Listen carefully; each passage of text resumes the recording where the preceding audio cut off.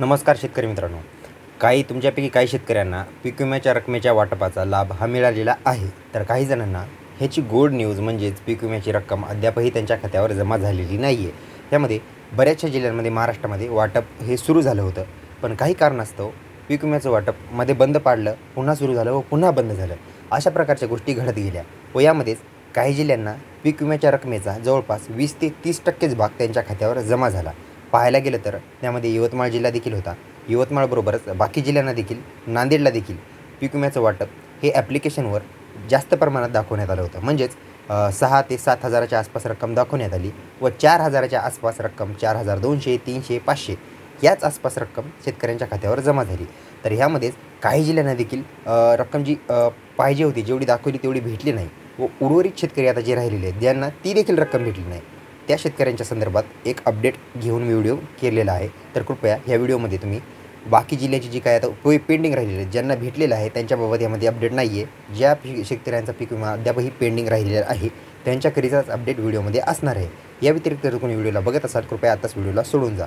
पण त्या अगोदर बाकी शेतकरी जेवढे आता तुम्ही आहात त्यांच्यासाठी मी एक अपडेट सांगणार आहे. यामध्येच आता पाहायला गेलं तर आता बघा, नांदेड, परभणीमध्ये जवळपास पीक विम्याचं वाटप थोड्याफार प्रमाणात सुरू झालं आहे व मध्येच काही खंड देखील पाडण्यात आला होता. म्हणजे काही शेतकऱ्यांना पीक विमा परभणीच्या व बाकी नांदेडच्या एरियामध्ये भेटलेला नाही. त्यामध्येच आता परभणी जिल्ह्यामध्ये बघा पीक विमा सध्या वाटप सुरू झालेलं आता सध्या बंद करण्यात आलेलं आहे. कारण त्यामध्ये बघा 44,252 अर्ज गव्हर्नमेंटने हे रद्द केलेले होते, म्हणून पीक विम्याचं वाटप ते आता सध्या खंडित आहे. आता बाकी जिल्ह्याची देखील अपडेट सांगतो, पण त्या अगोदर जर चॅनलवर नवीन असाल तर माझं नाव आहे सम्राट आणि स्वागत आहे तुमचं शेतकरी सम्राट यूट्यूब चॅनलमध्ये. जर चॅनलला तुम्ही अद्यापही लाईक, शेअर व सबस्क्राईब केलं नसेल तेही करून घ्या व माझ्या डाव्या साईडला बेल आयकॉनचं जे काही बटन दिसतंय त्याला देखील दाबा. म्हणजे तुम्हाला नवनवीन जे काही शेतकऱ्यांच्या संदर्भात जी आर येतात व पीक विम्यासंदर्भात जी काही फास्ट अपडेट येते, मग तो खरीपचा असो किंवा रब्बीचा पीक विमा असो, याच्या संदर्भात सर्वात फास्ट अपडेट आपल्या चॅनलवर प्रोव्हाइड करण्याचा मी प्रयत्न करत असतो. तर चला वेळ वाया न घालवता आपण व्हिडिओला सुरुवात करूया. तर बघा मित्रांनो, आता मी एकाच जिल्ह्याची नाही, जवळपास 4 ते 5 जिल्ह्यांची अपडेट देणार आहे.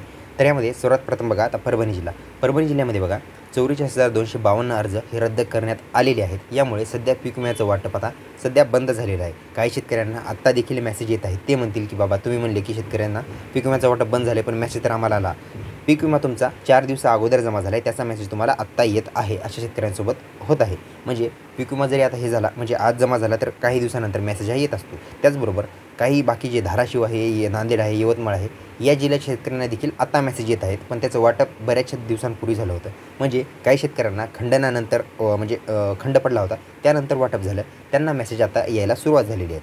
तर बघा ह्यामध्ये आता पाहायला गेलं तर आपण बीड जिल्हा देखील घेऊया. आता बीड जिल्ह्यामध्ये पीक विम्याचं वाटप हे सुरू करण्यात आलेलं आहे. मेसेज तुम्हाला थोडा लेट येऊ शकतो, पण सुरू करण्यात आलं आहे. त्यामध्ये बघा अंबेजोगाई तालुक्यामध्ये देखील करण्यात आलं आहे, त्याबरोबर गेवराई तालुक्यात, त्याचनंतर धारूर, परळी वैजनाथ आणि शिरूर या तालुक्यांमध्ये आता बऱ्याचशा गावांना पीक विम्याचं वाटप आता सुरू करण्यात आलेलं आहे.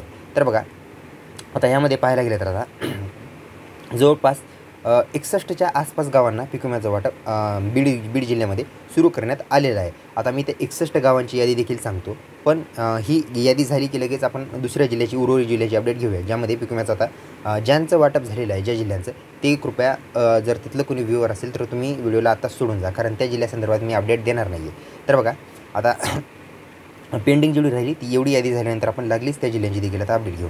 तर बघा अंबेजोगाईमध्ये बघा राणीतांडा झाल्यानंतर आंबे वडगावला पीक विमा भेटणार आहे. त्यानंतर अर्धमसल्याला पीक विमा भेटणार आहे. त्यानंतर आडसला देखील, त्यानंतर इंदपवाडीला भेटणार आहे. त्यानंतर इरगावला देखील भेटणार आहे. इरगाव झाल्यानंतर उमापूर, एरंडगाव झाल्यानंतर कळंब आंबा, काजळा, त्यानंतर कानिफनाथ गड, खडकवाडी झाल्यानंतर किल्ले धारूर, केकत पांगरी झाल्यानंतर कोल्हेर झाल्यानंतर कोळगाव झाल्यानंतर गुळज, त्यानंतर घोगस पारगाव नंतर चाकरवाडी झाल्यानंतर जायबवाडी, डिग्रस, त्यानंतर तळवड, बोरगाव, त्यानंतर तळेवाडी, ताकडगाव. मित्रांनो, तुम्हाला आवाज ऐकण्यामध्ये थोडा जर प्रॉब्लेम येत असेल तर कृपया थोडंसं ॲडजस्ट करा, कारण माझ्या बाजूला बिल्डिंगचं कन्स्ट्रक्शनचं काम सुरू असल्यामुळे थोडा आवाजामध्ये प्रॉब्लेम येऊ शकतो. त्यानंतर बघा डिग्रस झाल्यानंतर तळगाव, बोरगाव, तलवडा, त्यानंतर तळेवाडी, तकडगाव झाल्यानंतर दगडगाव, त्यानंतर देवकी, त्यानंतर दैठण, धुनकवाड धारूर तालुक्यामधलं. त्यानंतर बघा धुमेगाव, त्यानंतर नागझरी. आता नागझरी हिंगोलीमध्ये देखील आहे. नागझरीला देखील पीक विम्याचं वाटप सुरू झालं आहे. 4,500 ते 5,000च्या आसपास नागझरीच्या, म्हणजे ही आता बीड जिल्ह्यातली नागझरी वेगळी आणि हिंगोलीमध्ये नागझरी जी आहे तिथे देखील 4,500 ते 5,000च्या आसपास रक्कम भेटत आहे. जेवढी रक्कम गव्हर्नमेंटने दाखवली आहे तेवढी रक्कम भेटत नाही आहे. तर काही शेतकरी आता असं म्हणतील की तुम्ही गव्हर्नमेंटला ब्लेम करताय का? नाही, माझा कुठल्याही गव्हर्नमेंटला ब्लेम करण्याचा माझा उद्देश नाही आहे. जी काय आहे ते तुमच्या समोर आहे. तर त्यानंतर बघा नागझरी झाल्यानंतर नागनाथ मानूर. आता हिंगोलीमध्ये औंढा नागनाथ देखील आहे, तिथे देखील तेवढीच रक्कम आहे. जवळपास औंढ्याच्या आसपासचा जेवढा एरिया हिंगोली जिल्ह्यातला आहे त्या एरियाला तेवढीच आहे. 4,200, 300, 4,500च्या आसपास रक्कम भेटत आहे. जास्त कुणाला भेटलेली नाही आहे. जर भेटली असेल कृपया कमेंट करून सांगा, कारण बाकी जेवढे आपले शेतकरी आहेत त्यांना देखील थोडीफार मदत होईल. त्यानंतर बघा निपाणी जवळका, त्यानंतर पळसखेड्याला भेटणार आहे. त्यानंतर पाचेगावला, किंवा काही जणांना भेटला देखील असेल, काही जणांना रक्कम खात्यावर जमा देखील झालेली असेल. किती झाली आहे हे सांगा, कारण बाकी जिल्ह्यांमध्ये काय होतं आहे, रक्कम जेवढी दाखवत आहे तेवढी रक्कम भेटत नाही आहे. त्यानंतर पाचेगाव, त्यानंतर पाटोदा, पाडळशिंगीला भेटणार आहे. त्यानंतर पिंपळगाव घाटला देखील भेटणार आहे. त्यानंतर पिंपळवंडीला, त्यानंतर पोखरी झाल्यानंतर भाटेकुरीला भेटणार आहे. त्यानंतर भेंड खुर्द आणि भेंड बुद्रुक या 2 गावांना. त्यानंतर मांडवखेळा, त्यानंतर मिरकाळ्याला, त्यानंतर मारफळा, माधव मोही, त्यानंतर रांजणी, राणीतांडा, काही गावाचं नाव रिपीट होऊ शकते. त्यानंतर रानमळा गेवराई तालुक्यामधलं. त्यानंतर रामपुरी, राहेरी, राई धानोरा, रेवकी झाल्यानंतर लोणावळा. त्यानंतर वडगाव ढोक, त्यानंतर विठ्ठलगड, त्यानंतर वरकटवाडी झाल्यानंतर शेकटा, त्याचबरोबर सिरजदेवीला देखील भेटणार आहे. त्यानंतर सुशी आणि सोन्नाथडी आणि धुनकवाड धारूर तालुक्यामध्ये. एवढ्या तालुक्यानं बघा 61 गावांना या तालुक्यात आम्ही जेवढे सांगितले. आता काही जिल्हे राहिले. आता बघा यामध्ये जवळपास 200 गावं अद्यापही पेंडिंग आहेत. त्यांना कदाचित दुसऱ्या टप्प्यामध्ये वाटप होऊ शकतं.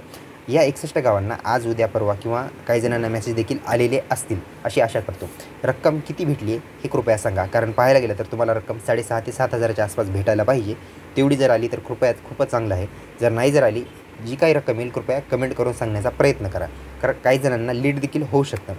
तर ही या जिल्ह्यासंदर्भात छोटीशी एक अपडेट होती. आता ह्याच्यानंतर बघा आपण बाकी वाशिम झाल्यानंतर पश्चिम महाराष्ट्रातले जिल्हे घेणार आहोत. त्यानंतर सोलापूर, कोल्हापूर, पुणे या जिल्ह्यांना पीक विम्याचं वाटप आता सध्या झालेलं नाही आहे. त्या जिल्ह्यांची आता अपडेट हळूवारपणे आपण पुढच्या व्हिडिओमध्ये जाणून घेऊया. इथपर्यंत जर तुम्हाला माहिती महत्त्वाची वाटली असल्यास, व्हिडिओ महत्त्वाचा असल्यास व्हिडिओला जास्तीत जास्त लाईक करा, सबस्क्राईब करा व शेअर करा. अशीच महत्त्वाची माहिती घेऊन भेटूया पुढच्या व्हिडिओमध्ये. तोपर्यंत नमस्कार.